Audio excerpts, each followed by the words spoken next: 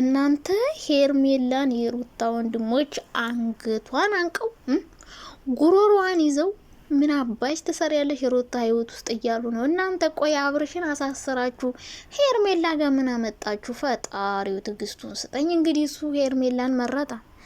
ሩታ ስትወልድና ስታረግዝ ጊዜ ያው ሩታ በእርግዝናዋ ጊዜ ረፍት ትውሰድና በሄርሜላ ልደበር ብሎ ነው አብርሽ እየተደበረባት ነው። እንዲሁ ሄርሚ ራሱ ማለት ነው እንዲሁ እናት አባት የላትም። ግን ይችልች እንዲሁ የሚመክር የሚቆጣ ባለትዳር እንደዚህ ስትበጠብጥ እንዲሁ ቤተሰብ የላትም። እንዲሁ አዲስ አበባ ናቸው ተብላ እንዲሁ እነሱን ተታዛ ቡታጀራ ሄዳ ቁጭ ብላለች። ከሱሩ ረግዙ ማረን ክርስቶስ። አቤት ቅሌት፣ አቤት ቅሌት። እና የሩታ ወንድሞች ደግሞ በቃ በግድ ነው እንዴ በግድ ያግባት ነው በቃ ሩታን አልፈልግም ብሎ ያችን ከመረጠ ካላስ ከሷ ጋር ይቀጥል እንጂ ለምንድን ነው እሷን የምታስፈራሯት? አብረሽ አይን ባይሰጣት እኮ ሄርሜላ ላትመጣ ትችላለች። በእርግጥ አይን አውጣናት ክብሯን የጣለች ሴት ናት። ግን ደግሞ እሱም አልፈልግሽም ብሎ መገፍተር ይችላል። ሚስትና ልጅ እያለው ሄርሜላን ሩም ውስጥ ማስቀመጥ አለበት ብዬ አላስብም። እና ሄርሜላ እየተንበጫበጨች ነበረ። ደግሞ ደፈሪ ምናምን ታላለች። አብረሽ አልበቃሽ ብሎ ነው እንዴ ደግሞ ወደ እነሱ የዞርሽው? ከባድ ነው ለተሸካሚ።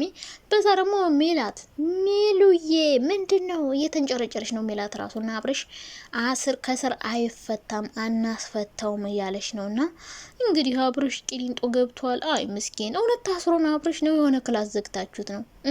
እስቲ እውነቱን ንገሩን፣ እኛ ሴንሲቲቭ ሆነናል። ሰላም ውዴ ቻናል ቤተሰቦች እንዴት ናችሁ? ደህና ናችኋለሁ? ክብሩ ይስፋ በጣም ደህና ነኝ። እንግዲህ በአዲስ ቪዲዮ ከች ብያለሁ።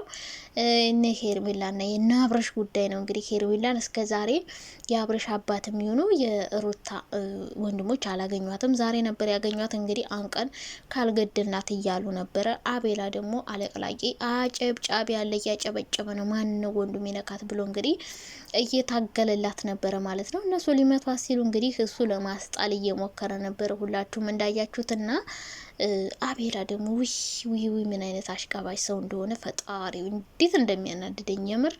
እና በእርግጥ አብረሽ አቅርባት ነው የቀረበችው፣ ግን ልጅቷ ማይና አውጣናት። ሲቀጥል የሩታ ወንድሞቹ ራሱ ካልፈልጋት ሩታን እናንተ ከሳችሁታል፣ በህግ ይዛችሁታል። ሄርሜላን እዚህ ጋር መደብደብ ምናምን አያስፈልግም። ለምን እሱ ፈቀደላት። በቃ ክላሱ እንድትቀመጥ ከፈቀደላት ተቀመጠች። እሷ ደግሞ አይን አውጣ ሆነች፣ እሱን ፈለገችው፣ ተቀመጠች። ካላስ እሱ እኮ ማስወጣት ይችላል፣ ክላሱ ማስቀመጥ። እና ደግሞ ሄርሜላ አብረሽ ስለታሰረ እየጠበቅሽለት ነው፣ ክላሱን እየጠበቅሽለት ነው። አልጋ ላይ ተኝተሽ በትዝታዎቹ እየተጽናናሽ ነው።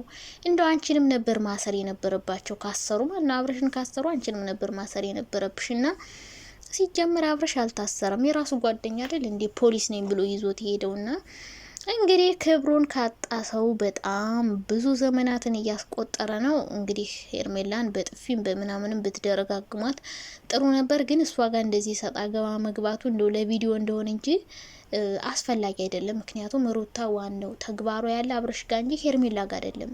አብረሽ አይን ባይሰጣት ሄርሜላ አትመጣም። አብሯት ባይሰራ እንትን አትልምና እየተለጣጠፈ የልጅ አባት እንደሆነ ረስቶት ከተለጣጠፈ እሷ ደግሞ ብር ነው የምትፈልገው፣ ብር የሚያስገኛት ነገር ነው። ሶ ተለጣጠፈች ካላስ። እና ሄርሜላ ላይ ብዙም ጫና ባታደርጉ ጥሩ ነው።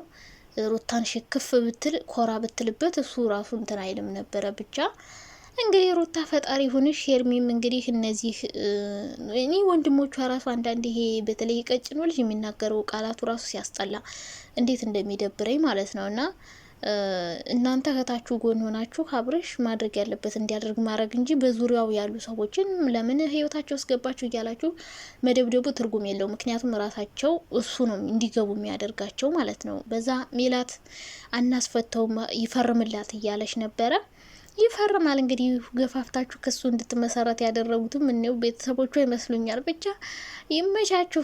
እኔ ብቻ ያስቀኛል የነ አብርሽና የነ ሩታ ትዳር ማለት ነው። እንዲሁ ማህበራዊ ኑሮ በእርግጥ የነሱ ትዳር ፈጣሪ ሆናችሁ ብቻ